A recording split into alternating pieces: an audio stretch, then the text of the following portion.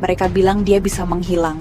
Mereka bilang dia bisa berpindah tempat dalam sekejap mata dan bersekutu dengan iblis. Namanya Hattori Hanzo.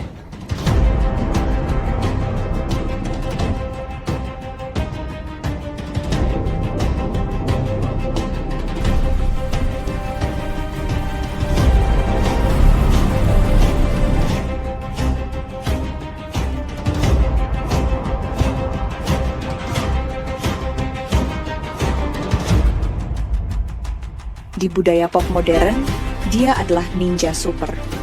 Tapi sejarah mencatat sesuatu yang jauh lebih menakutkan. Hanzo bukanlah penyihir. Dia adalah manusia biasa yang menolak untuk mati. Hari ini kita tidak akan membahas legendanya. Kita akan membahas pria yang berdiri di antara bayangan dan sejarah. Pria yang memegang tombak sepanjang 4 meter dan menyelamatkan sosok yang kelak menyatukan seluruh Jepang.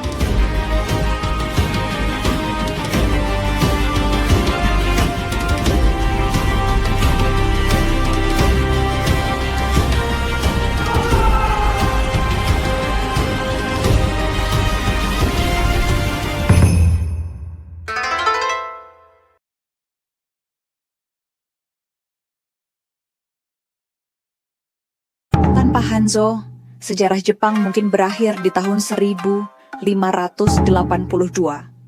Lahir sekitar tahun 1542, Hanzo adalah sebuah anomali. Ayahnya adalah samurai pelayan klan Matsudaira, yang kelak menjadi Tokugawa. Tapi darahnya berasal dari Iga, tanah para shinobi. Ini menciptakan kombinasi mematikan yang jarang ada di era Sengoku. Seorang samurai bertarung demi kehormatan, di tempat terang dan siap mati. Seorang ninja bertarung demi hasil, di tempat gelap dan harus bertahan hidup. Hanzo adalah keduanya. Sejak usia 8 tahun, ia dilatih di utara Kyoto. Di usia 15 tahun, ia sudah memimpin serangan malam ke Kastil Udo. Bayangkan, seorang remaja menyelinap di tengah hujan, membunuh tanpa suara, lalu kembali sebelum fajar. Disinilah reputasinya mulai dibangun.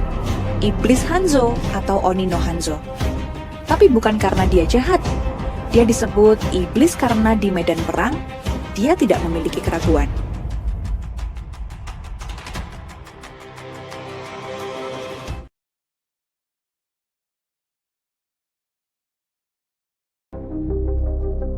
Momen terbesar Hanzo bukanlah di medan perang terbuka, melainkan dalam sebuah pelarian. Tahun 1582, insiden Honnoji. Oda Nobunaga, orang terkuat di Jepang, dibunuh. Tokugawa Ieyasu, tuannya Hanzo, terjebak jauh dari rumah dengan sedikit pengawal.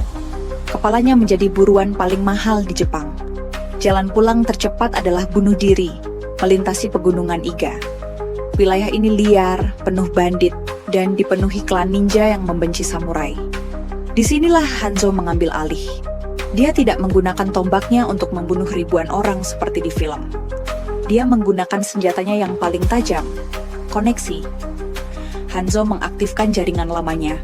Dia bernegosiasi dengan bandit, menyuap klan lokal, dan memimpin Ieyasu melalui jalan tikus yang tidak ada di peta.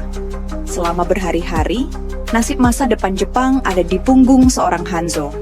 Jika Hanzo gagal, Ieyasu mati. Jika Ieyasu mati, Keshogunan Tokugawa tidak akan pernah ada. Tokyo, Edo, mungkin tidak akan pernah menjadi ibu kota.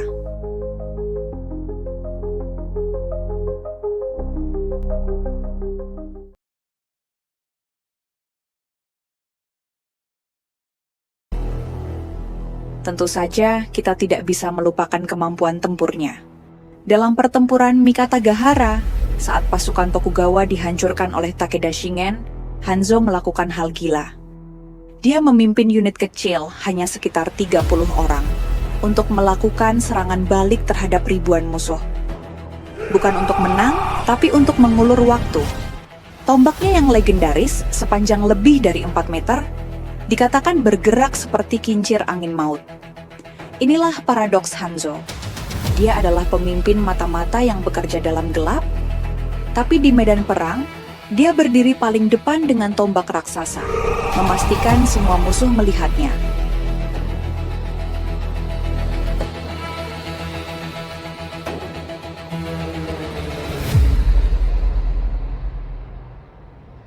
Hanzo meninggal pada tahun 1597, bukan karena pedang musuh, tapi karena sakit. Sebuah akhir yang tenang untuk hidup yang penuh darah. Hari ini, jika Anda pergi ke Tokyo, ke istana kekaisaran, Anda akan menemukan gerbang bernama Hanzomon. Di bawah tanahnya ada jalur kereta Hanzomon Line. Nama itu ada di sana bukan karena dia bisa menghilang atau menggunakan sihir. Nama itu ada di sana karena dia adalah penjaga gerbang yang paling setia.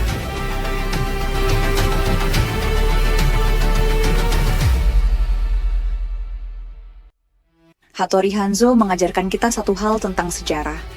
Pahlawan tidak selalu mereka yang memakai baju zirah emas dan berpidato tentang keadilan.